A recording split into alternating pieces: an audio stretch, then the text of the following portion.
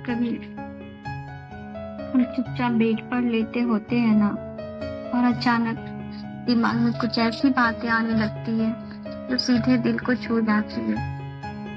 आज मैं ऐसे ही लेटी थी और बस अपने एक्सीडेंट के बारे में सोच रही थी।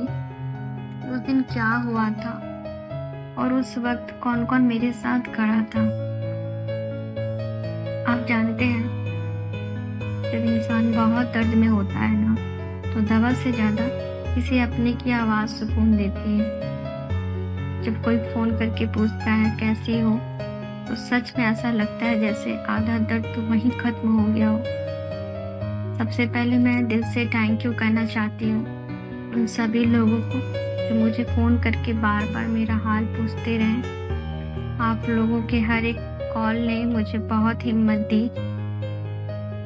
लेकिन आज मैं कुछ खास लोगों की जिक्र करना चाहती हूँ, क्योंकि सबका नाम लेना मुश्किल है, लेकिन दिल से सबके लिए धन्यवाद। सबसे पहले मैं हमारे प्रभारी सर को धन्यवाद कहना चाहती हूँ। आज उनका फोन आया, उन्होंने मेरा हाल चाल पूछा, मेरी बेटी के बारे में भी पूछा, और सच में मुझे बहुत अच्छा लगा। हम लोग अक्सर सोच लेते हैं कि ये लोग हमारे दुश्मन हैं, क्योंकि ये डांटते हैं, सख्त रहते हैं। लेकिन आज मुझे समझ में आया कि जितना बड़ा पोस्ट होता है उतनी ही बड़ी जिम्मेदारी होती है, और उसी जिम्मेदारी को निभाने के लिए कभी कभी डांटना भी पड़ता है।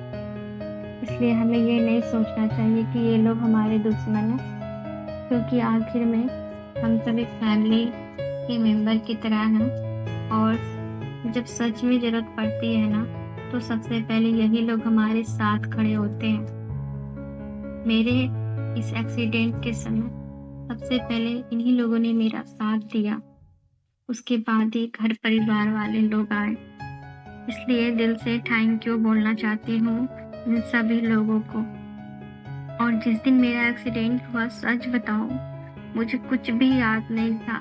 मुझे ये तक नहीं पता कि मैं कहाँ हूँ, मेरी बेटी कहाँ गिरी हुई है। हम दोनों सड़क पे गिरे हुए थे, और हमारा बहुत सारा सामान भी गिर चुका था, मोबाइल और भी बहुत सारे चीज। हमें ये भी नहीं पता था कि हमारा सामान कहाँ है। लेकिन वहाँ के अनजान लोगों ने सिर्फ हमें ही नहीं संभाला, बल्कि हमारा एक एक सामान उठाकर हमें वापस ला कर दे दिया। उस दिन मुझे एहसास हुआ कि दुनिया में अभी भी इंसानियत जिंदा है। दिल से धन्यवाद उन सभी अनजान लोगों को। और मैं अपनी एक खास दोस्त का जिक्र करना चाहती हूँ, मेरी फ्रेंड पूजा। जब मैंने ड्यूटी ज्वाइन की, तब से वो हमेशा मेरे साथ रही, और जब मेरा एक्सीडेंट हुआ तो वो उस समय भी मेरे साथ थी। उसने मुझे संभाला, मेरी बच्ची को संभाला। उस वक्त उसने जो साथ दिया वो मैं जिंदगी भर नहीं भूल सकती। दिल से थैंक यू पूजा। और वहाँ के गार्ड और एम्बुलेंस में जो भी स्टाफ थे, मैं सभी का नाम नहीं याद करके रखी, इसलिए मैं नाम नहीं बोल रही। उन सभी को भी दिल से धन्यवाद कहना चाहती हूँ। आप लोगों ने उस समय हमारी बहुत मदद की, और जब मैं अस्पताल पहुंची तो वहाँ के स्टाफ, मेल हो या फीमेल, सबने मुझे संभाला, मुझे हिम्मत दी। और मैं दिल से धन्यवाद करना चाहती हूँ हमारे अस्पताल के बड़ा बाबू संतोष सर को।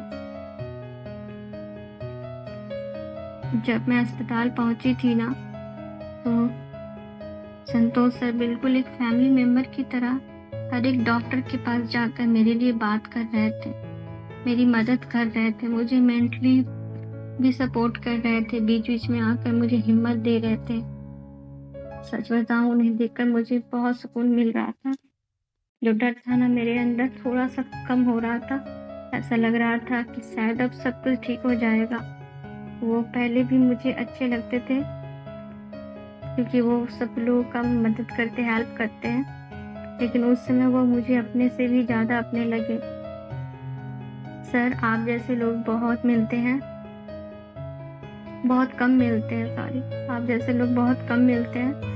आप सिर्फ एक स्टाफ नहीं है, आप जैसे लोग किसी के जीवन में सहारा बन जाते हैं। आपकी ईमानदारी, आपका व्यवहार और आपका दिल, वो सच में बहुत बड़ा है। आपको देखकर लगता है कि आज भी सच्चे लोग इस दुनिया में हैं। हम जैसे लोगों को आपसे बहुत हिम्मत मिलती है। आप हमेशा ऐसे ही बने रहिए, कभी मत बदलिएगा sir. Thank you so much. क्योंकि सच बताऊँ, मैं खुद अपने दर्द को सह नहीं पा रही थी। मैं अपनी बेटी का दर्द कैसे सह पाती? आप लोग सोच के बताइए, किसी माँ के सामने उसके बच्चे का एक्सीडेंट हो जाए, वो कैसे किसी को बर्दाश्त हो सकता है, किसी माँ को? दर्द तो अब धीरे-धीरे कम हो रहा है, लेकिन डर अभी भी अंदर है। आज भी मैं उस एक्सीडेंट को नहीं भूल पाई हूँ। सोते समय भी कभी-कभी लगता है फिर से एक्सीडेंट हो गया और मैं चिल्लाकर उठ जाती हूँ। गाड़ी में बैठती हूँ तो थोड़ा-सा भी हिलने पर भी डर लगने लगता है। मैं चिल्लाने लगती हूँ। शायद मुझे पता है कि ये हमारी गाड़ी है, मैं इसमें नहीं गिरूँगी, फिर भी मुझे बहुत ज़्यादा डर लगता है। शायद ये डर अभी भी मेरे अंदर बैठा हुआ है। लेकिन इस एक्सीडेंट ने मुझे बहुत कुछ सिखाया है। जब दुःख आता है ना, तो वही लोग सबसे पहले साथ खड़े होते हैं। और मैं भगवान से दिल से प्रार्थना करती हूँ कि ऐसा एक्सीडेंट किसी के साथ ना हो। कोई भी माँ अपने बच्चे को इस हालत में ना देखे। और कुछ